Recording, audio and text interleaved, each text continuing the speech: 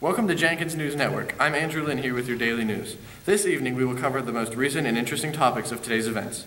First, to Chip Chipperson for today's information on the Bleeding Kansas event. Chip Chipperson reporting. On May 21st, 1856, a band of pro-slavery men crossed the border into Kansas and pillaged the Free State stronghold of the town of Lawrence.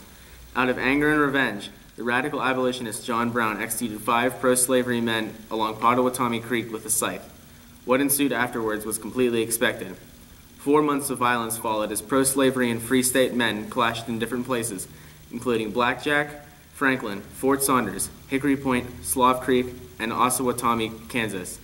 He is still at large now, but I feel he will act again soon if nothing is done. I would not be surprised if eventually he is captured or even killed.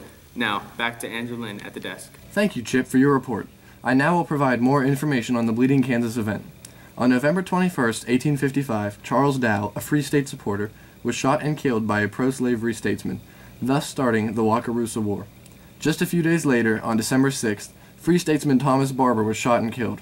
The next year, on May 21st, Missourians invaded, ransacked, and burned the town of Lawrence. Later, Republican Senator Charles Sumner ridiculed the presence of slavery in Kansas, leading Preston Brooks, a South Carolina congressman, to beat Sumner to near death with a cane.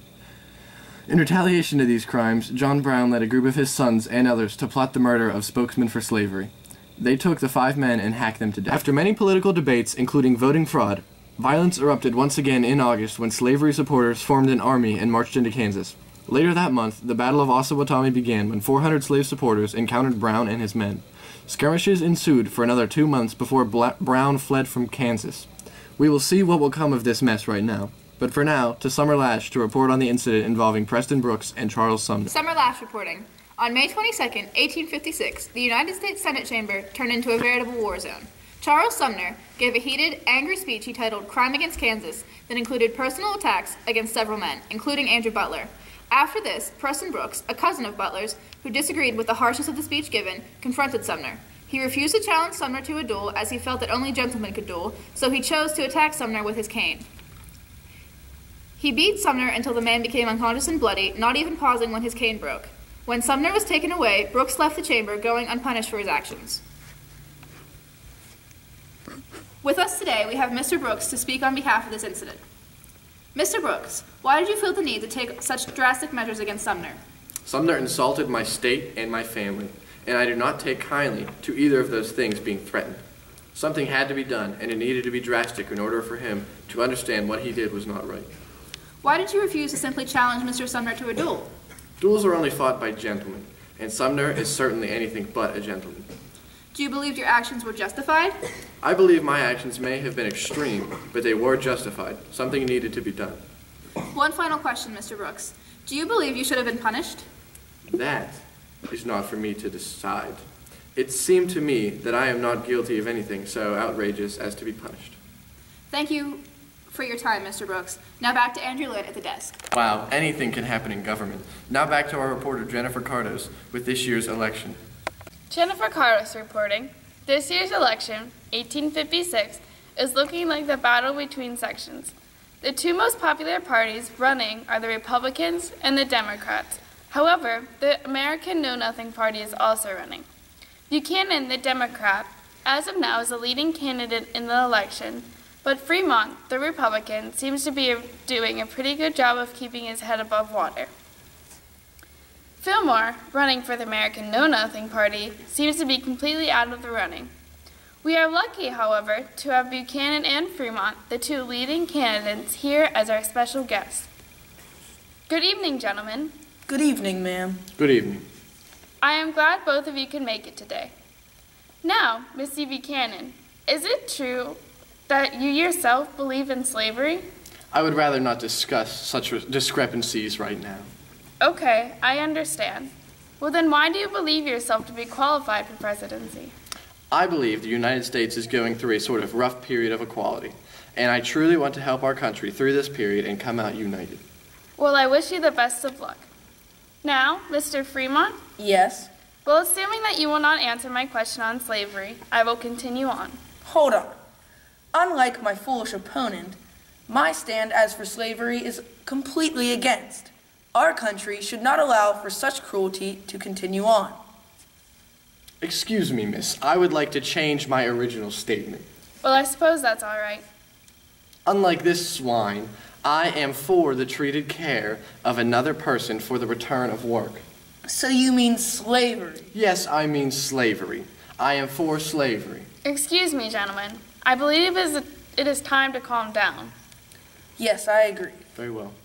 So, Mr. Fremont, why do you yourself believe to be qualified for presidency? Well, I believe that the country is changing, and in order for it to change completely, someone needs to be in office who can handle and guide that change.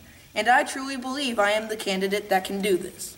Well, I believe both of you seem very capable of presidency, and I wish both of you good luck in the election. We will see that outcome later tonight. Now back to you, Andrew. Seems to be a close run. We'll see who wins. Now to Tavariousness King for information on the Dred Scott case. Tavariousness King here, reporting to inform you about the Dred Scott versus John Sanford case. Unlike the Scott versus Emerson case, in which Dred Scott sued Emerson for his freedom, Scott recently sued John Sanford for having a slave in a free state. In Dred Scott's case against Emerson, Scott was granted financial help only. However, in 1852, the Missouri Supreme Court changed the court's decision, stating that the Scott family was still slaves legally and that they would be better off to have sued for being slaves in a free state. Although in the current case of Scott versus Sanford, Scott did as instructed and sued Sanford for his freedom while living in a free state. However, the court still made what is considered to be an unfair decision, ruling that the slaves are possessions and that they could be owned and housed in free states legally as possessions. Now with us is the judge of the Scott versus Sanford case, Judge Roger Taney. Good evening. Good evening. I wish to ask you about your thoughts on the case that you presided over, the Scott versus Sanford case. What would you like to know? Were there any powers that pressured you to sway your decision? No, there are not any powers. I have my own thoughts, and I do not need anybody else to tell me what I need to think. I know my ideas of people, and I don't need another's idea. Are you sure James Buchanan was in no way a powerful influence in not only your ruling, but the entire Supreme Court's ruling?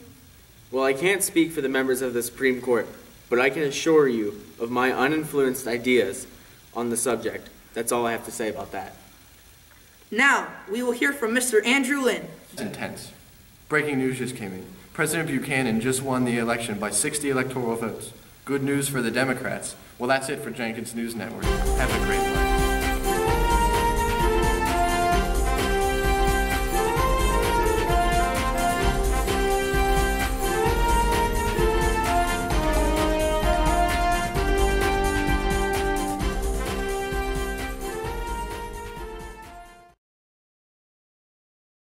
Welcome to Jenkins News Network. My name is Andrew Lynn, here for your daily news.